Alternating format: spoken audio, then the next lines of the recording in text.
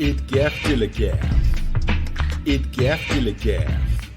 I'm illy with the till a gaff. Illy with the till a gaff. Nit gaff, nit gaff. Nit gaff, nit gaff. So yeah, I know I've said on many occasions, because it's true, that one of the purposes of my podcast, apart from my own sanity, is the fact that I know a lot of people need that voice that outwardly says the thing they're thinking about.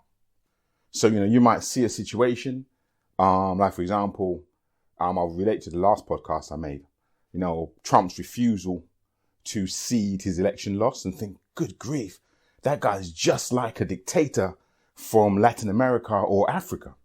But no one else is saying that, because the news organizations, even the super left-wing ones, have to be very, very politically correct, because they could get sued and closed down. Whereas I'm thinking the same thing as you, and I got a podcast which is not much of a platform, because the podcast is wood in the hood. But I can say that because I believe it to be true, and I feel no way. So I'll just say, wow, this guy's just like a African political dictator. He came in on a strongman ticket, and now he's refusing to leave, even though he's demonstratively lost the election.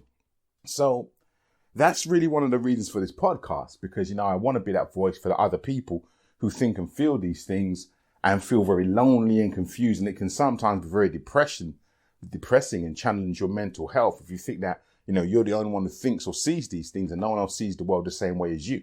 Got to hasten to say, it doesn't mean that we're necessarily right. It just means that we have a voice. Now, I've got to say quickly, the problem with this, the flip side, is what we have when I said about how the West was lost. My podcast, How the West Was Lost. Or was it How the Left Was Lost? Must have been How the Left Was Lost anyway. And the point being that when the whole world view, the zeitgeist of the way the world is seen by the majority of people through, the propagation of ideas changes against the way you see the world, the way you see the world doesn't go away, it just goes underground. And the best example of this has been the resurgence of the right wing, the alt-right, and the strongmen like the Bolsonaros and the Trumps, and I can't bother to learn his name, in Hungary, and the fascists in Italy and Greece. That kind of right wing fascistic thoughts never went away. What happened was right wing mainstream stable thought got eroded by left wing stable thought. Now, when right wing stable thought was running the countries and the economies of most of the Western world, then the alt-right and extreme right were still there, but they were more appeased because the majority of what they believed was being enacted. So they had less to gripe about. But when the left-wing worldview came in and took dominance and control, then they felt extremely excluded. And that extreme exclusion, especially with the rise of the internet and social media, they would have felt that same way I'm talking to you about, feeling excluded, where it seems like nobody sees the world the way you see it, and the whole world's crazy, but no one seems to know about it. And then all of a sudden, they found a way to communicate with each other, because now we have this thing called social media. You can put something out there and someone else responds and go, yeah, I agree with that. In fact, I'll go 5 steps further. And you go, Jesus, thank God for that, because I wanted to go 5 steps further. But in this world of left-wing ideological tyranny, I'm scared to even open my mouth and talk. Let's set up a communication channel and talk our shit. And next thing you know, you got Alec Jones and InfoWars and Steve Bannon and whatever the fuck he's called. Just talking shit. So I've got to be super careful, because it's so easy to become the people you despise. And I say very quickly again, the reason my podcast is called Freethinking is because although I know I am very opinionated and a lot of my opinions I believe to be right, I also hold them up to question. That's why I listened to Jordan Peterson on more than one occasion and then just threw up and went, I don't see anything I'm going to learn from here. And that's why I did the same thing with the Rubin report. And, I try and have my ideals challenged. I appreciate I'm probably coming from a place of confirmation bias, but at least I'm trying to listen to the other side and seeing if there's any merit in it, or at least even a few points that I can agree with, because there's always going to have to be a need for compromise if we're going to try and live in this world together. But all of that being said, I still, suffer from the same thing that I'm trying to create this podcast to do, which is feeling alienated in some of my views when it seems like the whole world is on the other side. Although I must admit, since the left-wing worldview has taken this swing in the majority of the media, etc., much less than normal. And I'm very well aware of that. You know, I don't feel as displaced as I did, say, when I was 20, because actually it is a left-wing worldview, at least propagated by the mainstream media in most instances. Like, it's amazing to me that Sky News, which was like a huge Rupert Murdoch vehicle for right-wing propaganda, is now majorly left-wing. It just blows my mind. CNN, another one I thought was massively right-wing in its stance, is now seeming to me at least majorly left-wing. So maybe there's something that's going on. Maybe I've come so far to the center or even to the right that I don't even see these guys as right-wing anymore. But what I do see them is attacking the alt-right and, as I said, the lunatics, in my humble opinion, the Steve Bannons and the Ali Joneses and even the Donald Trumps and the Jordan Petersons and their philosophy. So that makes them pretty left-wing to me, because in my feelings 20 years ago, they would have been like, well, this guy's a bit extreme, but most of his points are bang on the money. Some of his stuff's a bit far, but the majority of what he believes is bang on the money. And it seems that they no longer say that. They now are kind of way, way, way left-wing from where they would have been. Another podcast where I'm like 5 minutes in, I'm sure at least, and I haven't even made my point. The point I was going to make is that I think I've gone very quickly through, and I'm going to do a proper episode of this, I promise, my personal favorite podcasts. And if I was to go for my personal favorite podcast, pound for pound, my number one favorite podcast is Behind the Bastards. By, I don't know his name. Shocking, I know. I'll come back to it. But it's my number one favorite podcast for a number of reasons, which I'm not even going to go into now. I'll do it when I do the episode. So you have no idea, I know this is sad, but I'm going to tell you because it's true. It's sad, but true. You have no idea how much joy it brought me and how vilified I felt when literally 2 days, being around, I don't follow podcasts regularly. I barely have the time. So I did a podcast a few days ago about Trump's refusal to accept the fact that he's lost the election. And I threw in there, because it just was relevant, the fact that Jordan Peterson's a cunt.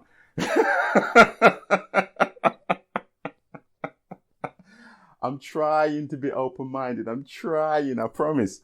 But I threw that in there because I've listened to just about, I'm not going to say as much of him as I could stomach. It's just I got shit to do. I can't be bothered to listen to reams and hours and months worth of these people's dumb shit just to disprove it. You know what I mean? If I was an academic and I was getting paid for that, I would relish in that, but I'm not. I chose a different path. So I ain't got the time to listen to them people's dumb shit. I got shit to do. That's the real reason, you know what I mean? But I could listen to his shit all day and debunk it without even any level of academic prominence. You know what I'm trying to say? Like, I got a fucking undergraduate degree. That's nothing. I'm not an MA. I'm not a specialist. I'm not a professor. I'm not a PhD, but I'd still debunk his shit all day with my little undergrad. And I'm pretty damn sure I could take him down to fucking any high street in any area and have a couple of high school kids debunk his shit as well. But that's a whole nother story. But Behind the Bastards did a double episode on Jordan Peterson. Now, why is this a big deal for me? Well, because when I say Jordan Peterson's a cunt, sorry, just my thoughts, man. Just my thoughts. Behind the Bastards is self-defined as a podcast that dives into the past of the worst humans in history and exposes the bizarre realities of their lives. Let me say that again. By definition, self-definition, Behind the Bastards is a podcast that dives into the past, the cliff notes of the worst humans in history, and exposes the bizarre realities of their lives. So, when I tell you I felt vilified, when Behind the Bastards, which is actually pound for pound my favorite podcast ever, when they decided to make a podcast about Jordan Peterson, immediate vilification. Like, yo, I think this guy's not a cunt. Well, you may have you may have the need to have interchangeable swear words and profanities, but bastard and cunt, we know what they both mean. But the general meaning behind them is very unnice, very unsavory, very, very, very despicable person. You get called either of those things, the person who calls you that doesn't mean that you were fathered out of wedlock, or you're a female piece, or your female genitalia. They mean you're unsavory, you're despicable, you're horrid, you're reprehensible. And I feel that way about Jordan B. Peterson. And apparently so do these guys, because as far as they're concerned, he's an utter bastard, and a big enough bastard to be on a podcast where they're talking about people like Hitler. Now, I agree.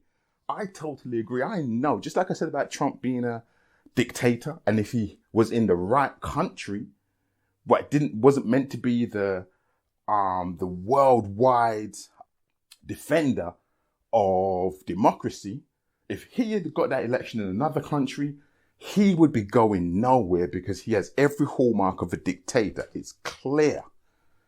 And Jordan Peterson, as these guys have pointed out, I had actually even missed this because I hadn't listened to enough of his shit, is much less of a teacher and much more of a preacher. So he would be Waco. He would be Jim Jones. Jordan Peterson would get all these poor young white kids who are feeling disaffected and feeling set upon by the new left wing's inclusive dominance and the worldview of the world, where they're being told that unfortunately they, with total innocence, not through their own fault, have been born into a world where the structure of this world has been set up to give them lots of benefits that they didn't earn, and penalize lots of other people. And it's easier for them to make their way in the world than it is for others. And they, I won't say quite rightly, but quite understandably go, what the fuck? I got problems too. What the hell makes you think that's the case? And, you know, depending on their level of empathy, they either see that and go, shit, yeah, that's true. I still got problems and I'm acknowledging my problems. I'm not a bad human being because I never made this system. But if I want to be a good human being, I can join the force of destructing it, deconstructing it, so everyone has as fair a level playing field as possible, because that would just be morally fair. Or if they have a different view of morality, again, I'm trying to be open, they can go, nah, fuck that. I think the world should be like this, and I'm going to defend it. And that's where the Jordan Peterson comes in, because he can get all the people, you know, in fact, I don't even think he appeals to them. I think he appeals to the ones who ain't really made up their mind yet. And he tells them, no, that's just the way the world is. Don't listen to that shit. There's nothing to be resolved. There's nothing to be improved. There's nothing to be changed. That's just the way it is.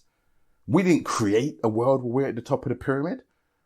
Natural order, let's misquote Darwin or his type of philosophies.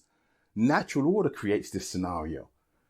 Natural order makes women dangerous and chaotic and you know, they should be below men, and other nationalities lesser than us, and they should have less opportunities than us because they fuck shit up. And we're naturally, with natural order, we should be at the top of the pyramid, and that's just how it is. And they go, yeah, that makes sense. And that philosophy means I don't have to feel bad about myself and the way things have been constructed in there, and the opportunities I've been given that others don't have, and the leg up I'm given into having the kind of, you know, ability to self-actualize that others are denied. I don't have to feel bad about any of that shit. So that works for me. Fuck it. Which, you know, I ain't mad at them for, because who the hell wants to feel bad about ourselves? We spend half our lives trying to stay out of depression because shit makes us feel bad about ourselves. Everybody, I get that. I talk a lot about the WASPs, you know, the white Anglo-Saxon Protestants. I said that many times. I don't hate these people. They are just born into being WASPs like I'm born into being a black man. I don't hate them. I hate the fact that so many of them are happy to contribute to prolonging and propagating a system that's unfair and unjust and creates so much pain and misery for others. That's what I hate. I don't hate them for how they were born.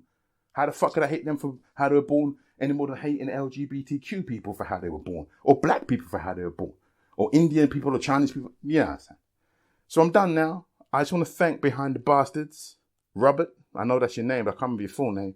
I just want to thank you for doing this Jordan Peterson double episode, because you call him a bastard, I call him a cunt.